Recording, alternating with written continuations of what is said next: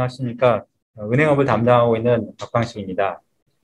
자체 정상화 부실 정리 계획 제도 시행에 따른 은행과 지주 간 신용도 차별화 가능성을 주제로 발표를 진행하도록 하겠습니다.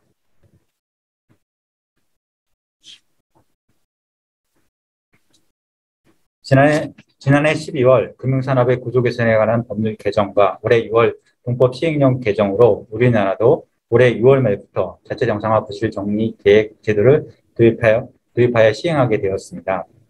자체 정상화 부실 정리 계획이 만들어진 배경에는 2008년 금융위기가 있습니다. 미국에서 서브프라임 사태를 촉발된 2008년 금융위기 당시 리먼 브라더스, 베어선즈와 같은 대형 금융회사가 파산하면서 금융 시스템에 심각한 혼란이 초래되었습니다. 당시 미국 정부는 금융 시스템의 안정화를 위해 대규모의 재정 지출을 통해 금융기관들을 지원하였고, 미국뿐만 아니라 주요 선진국들의 GDP가 역성장을 하면서 세계적으로 경제 위기가 확산되었습니다. 금융위기 이후 주요 선진국들을 중심으로 대형 금융회사의 부실화 시 금융 시스템의 혼란과 재정 투입을 최소화하는 방안으로 금융안정위원회, 바젤 은행감독위원회 등을 통해 도입된 것 중 하나가 자체 정상화 부실 정리 계획입니다. 자체 정상화 부실 정리 계획은 자체 정상화 계획과 부실 정리 계획으로 나뉘는데, 자체 정상화 계획은 재무적 위기 상황에서 금융회사가 자체 정상화 노력을 통해 재무 건전성을 회복하는 내용의 사전 계획이고, 부실 정리 계획은 금융회사의 재무적 위기 상황에서 노력에도 불구하고 자체 정상화가 어려운 상황에서 금융 시스템에 미치는 영향을 최소화하면서 회사를 정리하기 위한 사전 계획입니다. 금융안정위원회에서는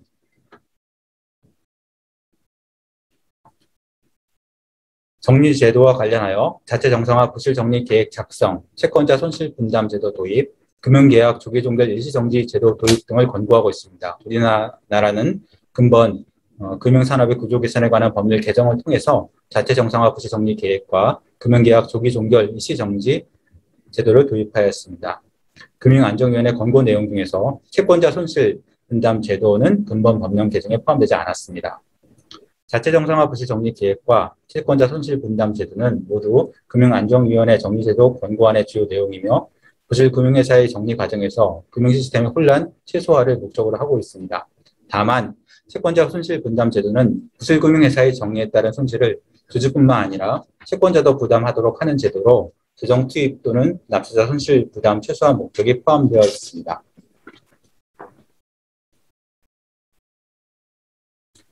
다음으로 국내 자체 정상화 부실 정리 계획 도입 경과에 대해 말씀드리겠습니다. 2010년 11월 G20 서울 정상회의에서 각국은 금융안정위원회 정리제도 권고안 도입에 합의하였습니다.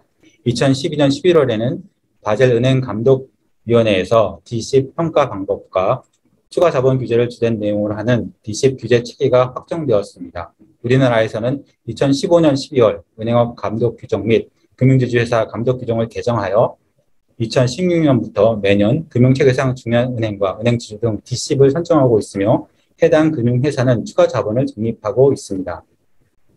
2016년 1월 유관기관 태스크포스가 구성되어 관련 제도 도입이 검토되었습니다. 한편 2017년 12월 금융안정위원회는 동료평가를 통해 정리제도 권고안의 적기 도입을 권고하였습니다. 우리나라는 2018년과 2020년 두 번에 걸쳐 자체 정상화 부실 정리 계획을 시범 작성하였습니다.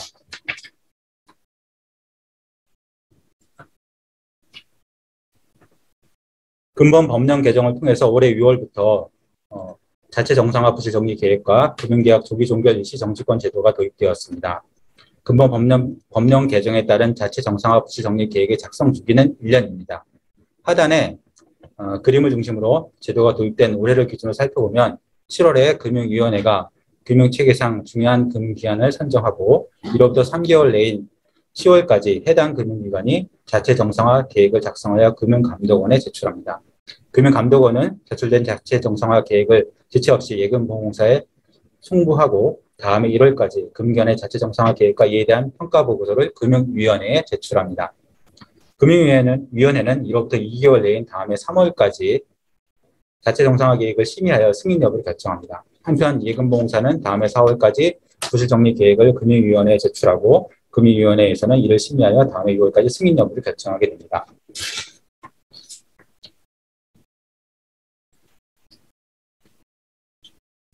해외 RRP 도입 현황입니다.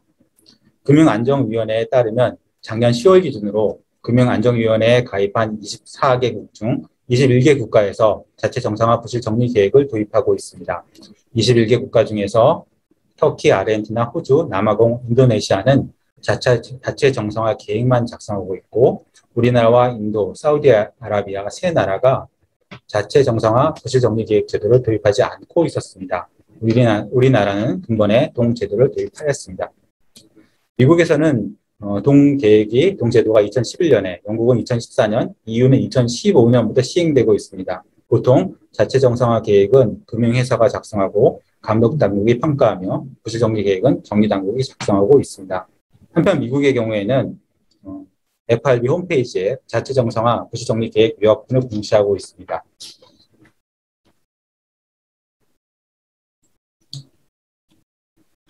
2021년 7월 1일 기준으로 부실정리 계획 요약본을 공시하고 있는 미국의 금융기관은 뱅크 오브 아메리카, 뱅크 오브 뉴욕 멜론, 시티그룹, 골드만삭스 등 8개사입니다.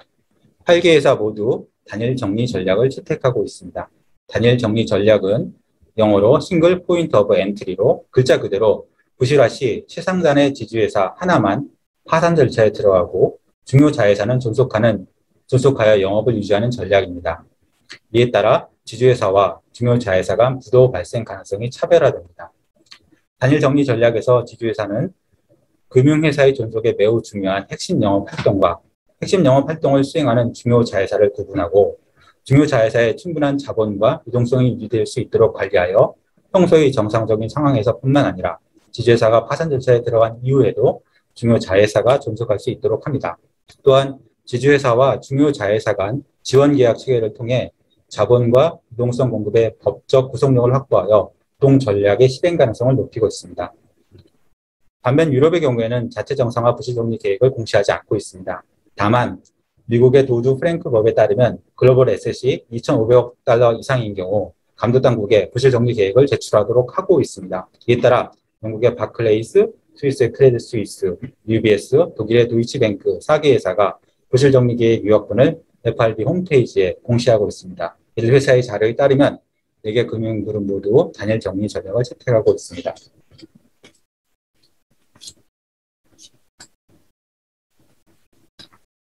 요약하면 미국과 유럽은 채권자 손실 분담을 포함하여 대체로 지주회사 단일 정리 전략의 자체 정상화 부실 정리 계획을 채택하고 있는 것으로 파악됩니다.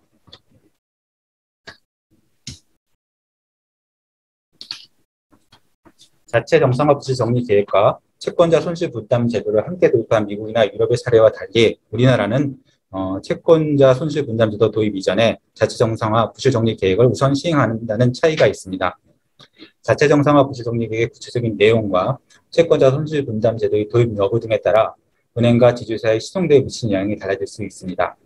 현재 당사는 은행지주 신용평가 시 은행지주가 주력 은행 자회사와 사실상 동일한 경제적 실체이고 금융 시스템 내 중요도를 감안할 때 사실 정부 지원 가능성이 높은 수준으로 판단하여 은행과 동일한 신용 등급을 부여하고 있습니다. 자체 정상화 부실 정리 계획 도입은 은행 지주 신용 등급에 부정적 영향을 미치는 요인으로 은행과 은행 지주 간 신용 등급 차별화 가능성이 커질 것으로 예상하고 있습니다.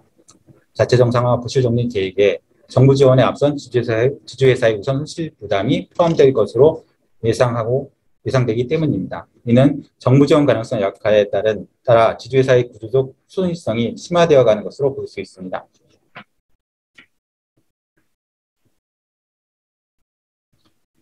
이하에서는 자체 정상화 부실 정리 계획 도입이 은행과 은행지주 신용등급에 미치는 영향을 질문과 답변 형식으로 정리하여 보았습니다.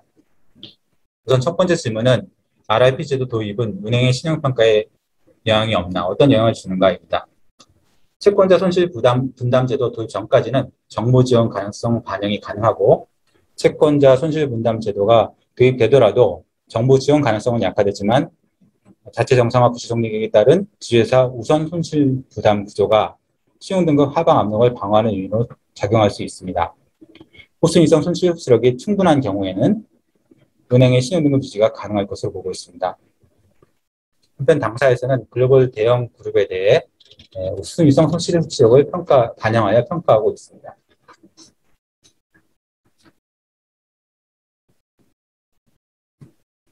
다음은 은행 지주회사가 발행한 조건부 자본인권 등급에도 영향을 미치는지입니다.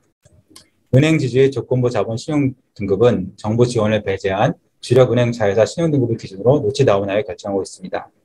정부 지원 가능성이 반영되어 있지 않기 때문에 자체 정상화 부실정리 계획 도입이 조건부 자본 증권 등급에 미치는 영향은 제한적입니다.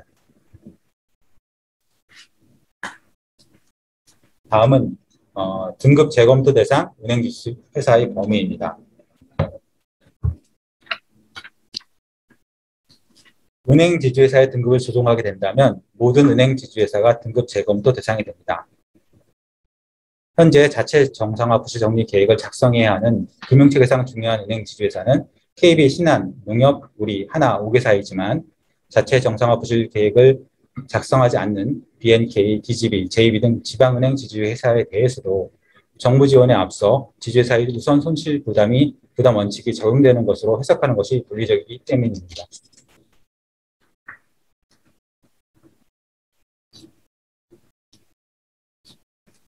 다음은 은행 지주회사 등급 조정, 신용 등급 조정 시 계열 지원 가능성에 미치는 영향입니다. 은행 지주회사의 신용 등급이 조정되는 경우 지원 능력 측면에서 재검토가 불가피합니다. 또한 계열 지원 의지에 대한 재검토도 필요합니다. 자체 정상화 부실 정리 계획에서 중요 자회사로 지정된 계열사의 경우 지원 의지 등급이 변동될 수 있기 때문입니다. 즉, 은행 지주회사의 신용 등급이 하향 조정되는 경우 지원 능력은 저하되나 자회사별로는 지원 의지가 상승할 가능성이 있어서 자회사별로 미치는 영향이 차별적으로 나타날 수 있습니다. 이상입니다. 지금까지 발표 내용을 들어주셔서 감사합니다.